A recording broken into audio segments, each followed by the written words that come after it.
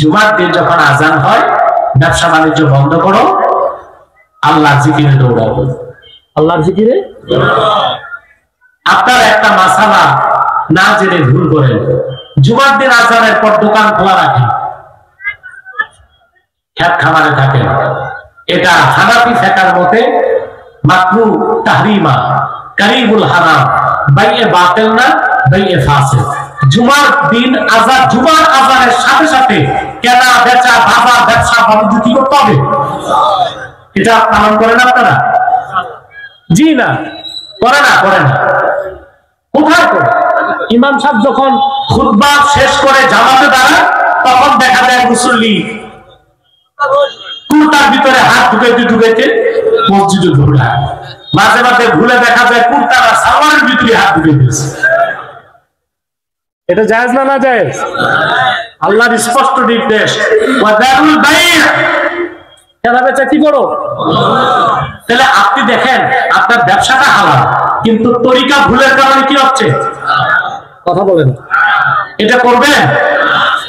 আরেকটা হারাম কাজ আপনারা জুমার দিন করেন, এখন থেকে আর করতে দিবেন না, যুবকদেরকে দায়িত্ব দিতে হবে। বলবো, ইমাম সাহেব জুমার দিন মিম্বরে বসে থাকে, নেতা যায় ভাষণ দেয়,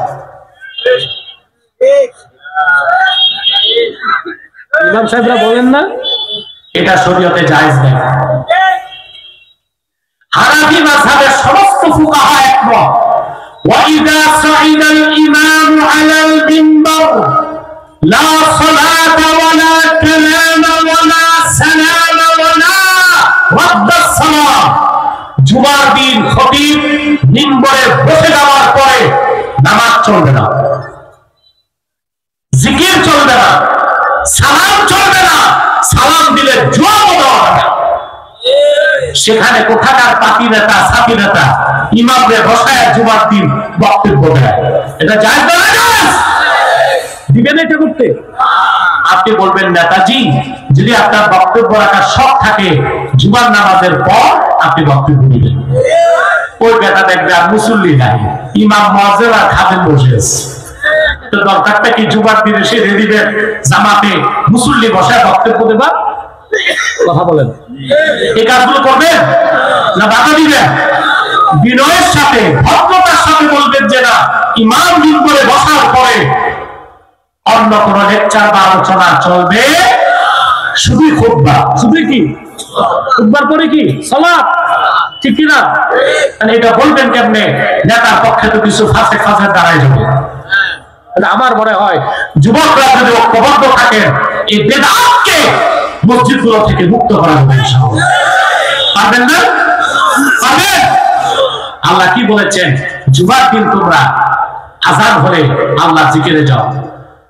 এরপরে আল্লাহ তাআলা বলেন, ফাইদা কুদিয়াতিস সালাতু ফান্তাশিরু ফিল আরদ ওয়াবতাগু মিন ফাদলিল্লাহ।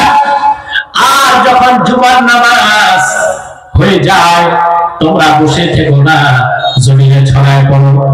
তার মানে আল্লাহ এটা বলেন নাই জুমার দিন ছুটি কাটাবেন আর মাগরিব পর্যন্ত তাসবিহ পড়বেন। জুমার নামাজের পর আল্লাহ বলেছেন যার ব্যবসা আছে ব্যবসায় যাও, যার চাকরি আছে চাকরিতে যাও, যার কৃষি আছে কৃষিতে যাও, আল্লাহ প্রদত্ত রিজিক তালাশ করো। সুবহানাল্লাহ বলেন। তার কারণ হচ্ছে কাসবুল হালালি ফরিদাতুন বাদা